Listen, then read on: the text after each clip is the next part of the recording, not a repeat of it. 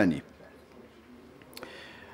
Alors voilà les techniques. Ici, c'est une technique transduodénale avec la ponction du duodénum. Ici, vous voyez l'opacification, la sténose et la dilatation du trajet de ponction et la mise en place ici d'une prothèse plastique qui assure cette anastomose bilio-duodénale.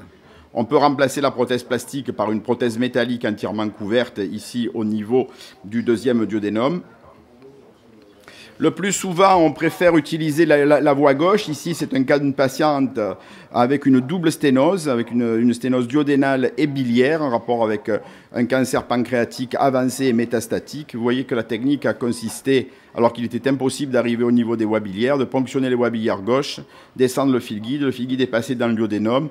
On a mis en place la prothèse par voie transpapillaire, puis la prothèse duodénale a été mise en place dans un second temps, assurant donc le drainage complet des deux sténoses en un seul temps.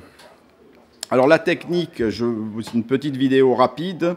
Là, il s'agit d'une patiente qui a un drainage percutané externe. Il a été impossible de repasser dans l'anastomose. Il s'agissait d'une patiente qui présentait une récidive d'un cancer du pancréas au niveau de l'anastomose hépatico-gégénale, donc qui avait un drainage externe permanent avec un très mauvais confort de vie.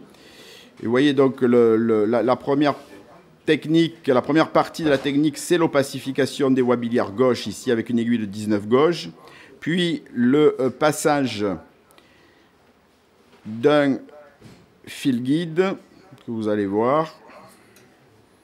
Voilà le fil guide qui est passé. Il s'agit d'un fil guide 0035, le plus souvent de fil guide donc hydrophile. Puis la troisième partie va consister à la réalisation de cette fistule entre les voies biliaires et l'estomac en utilisant le cystostome ici, de cystostome de 6 French. Vous voyez qui va être inséré largement dans les voies biliaires. Et enfin, la dernière partie, c'est la mise en place de la prothèse. Alors dans cette technique, pour prévenir le risque de cholépéritoine qui peut être dû à deux possibilités, à la première à la migration de la prothèse et à la deuxième à la rétraction de la prothèse. Donc pour éviter cette migration, on utilise une première prothèse longue de 8 ou 10 cm en fonction de l'anatomie du patient, entièrement non couverte, une prothèse non couverte, à l'intérieur de laquelle on mettra une petite prothèse de 6 cm entièrement couverte, ce qui va permettre d'éviter la fuite biliaire, notamment au niveau de la ponction de l'estomac et de la traversée hépatique. Donc ici, vous avez la prothèse biliaire qui va s'ouvrir. Ici, la vue endoscopique. Voilà, la prothèse biliaire non couverte est ici ouverte. Voilà, on laisse en place le fil guide. Et à l'intérieur de cette prothèse, on va glisser une prothèse de 6 cm entièrement couverte, qu'on voit ici,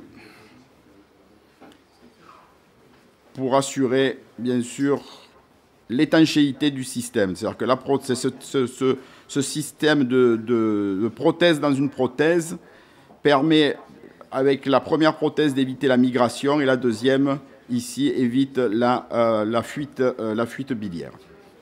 Enfin, un drain nasobiliaire est laissé en place pour 2 jours.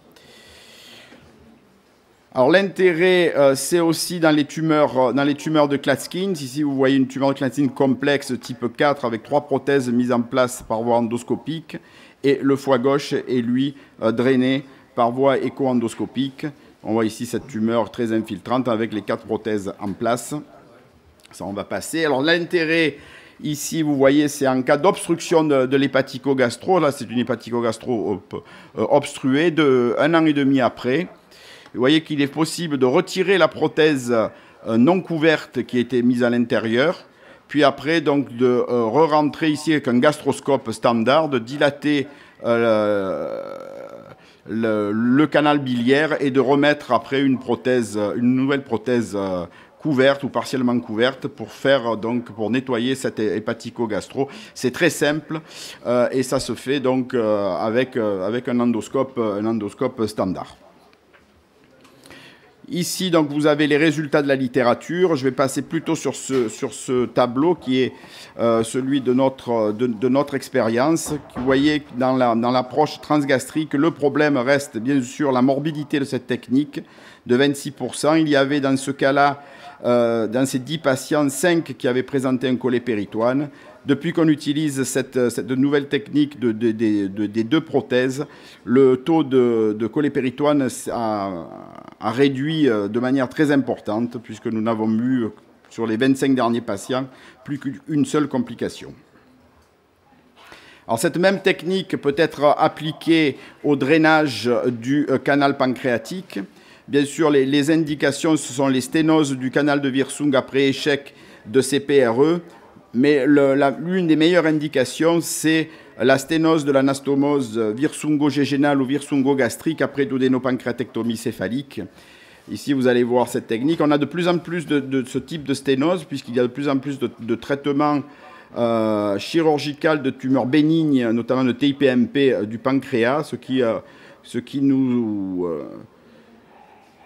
ce qui arrive donc assez souvent d'avoir ce type de sténose des anastomoses wirsungo-gégénales ou wirsungo-gastriques. Donc vous voyez ici, la technique est un petit peu plus difficile puisqu'elle consiste à ponctionner le canal de Wirsung, ici avec une aiguille de 19 gauge, puis bien sûr d'opacifier ce canal pancréatique. Ici on voit la pancréatite obstructive. Il s'agissait d'un patient qui avait une sténose post-opératoire après duodénopancréatectomie céphalique pour une TIPMP en dysplasie légère de la tête du pancréas.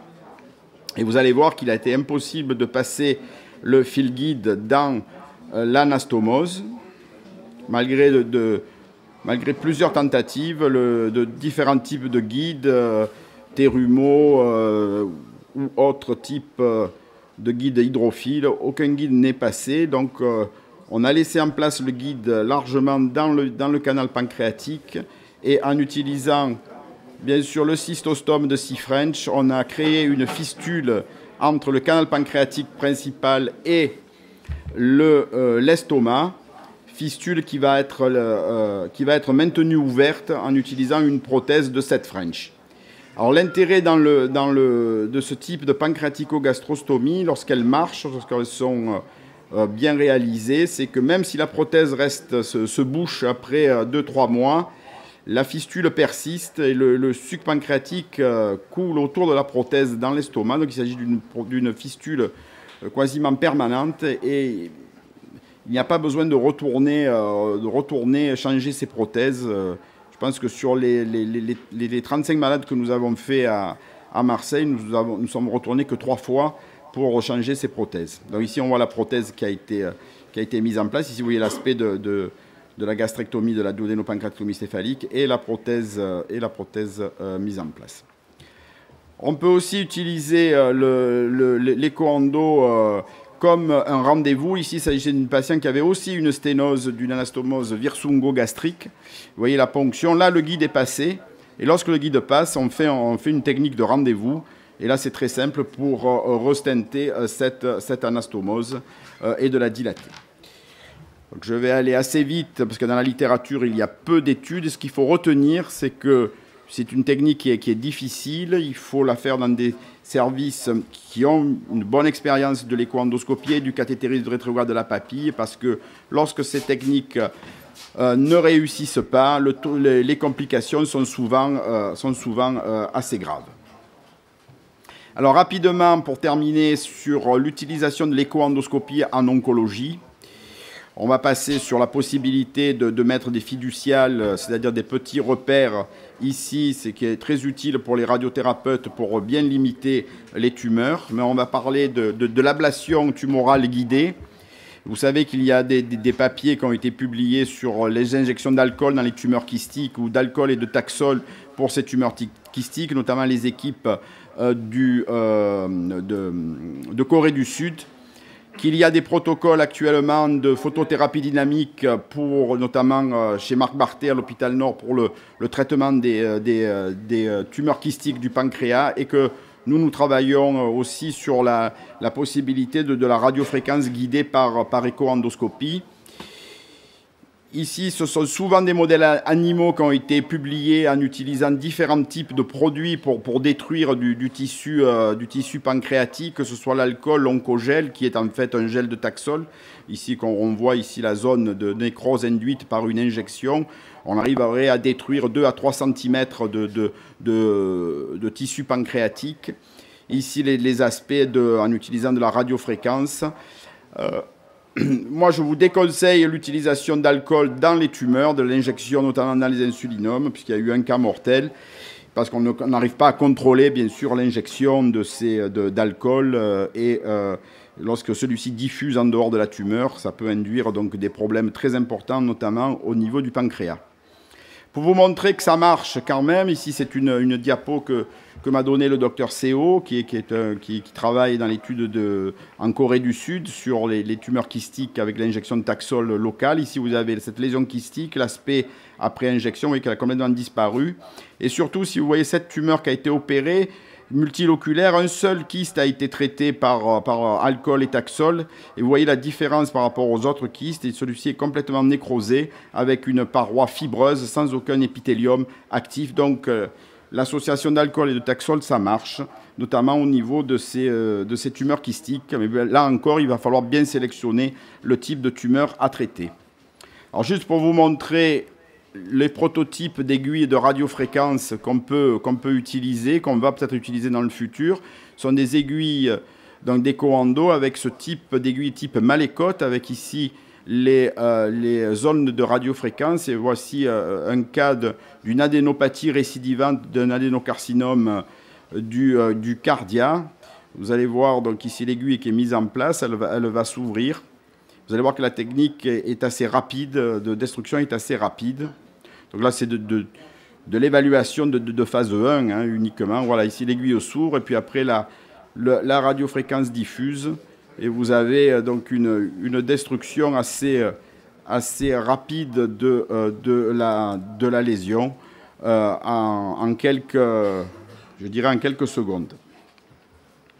En conclusion, donc l'écho-endoscopie, j'espère que je vous ai convaincu, thérapeutique, est une alternative lorsque l'endoscopie traditionnelle a échoué ou est impossible. Elle offre notamment de nouvelles voies thérapeutiques en oncologie digestive. Dans l'année 2011, 2 nouveaux protocoles de thérapie guidée par écho-endoscopie vont voir le jour, notamment par l'injection locale de nanoparticules de Taxol. Là, il s'agira d'une phase 1 dans les adénocarcinomes du pancréas, et aussi une étude de thérapie génique guidée par écho-endoscopie associée à du Gemzar versus un groupe ne recevant que du Gemzar. Voilà, je vous remercie de votre attention. J'espère pas avoir été trop long et avoir gagné un petit peu de temps. Voilà. Bien, merci Marc. Donc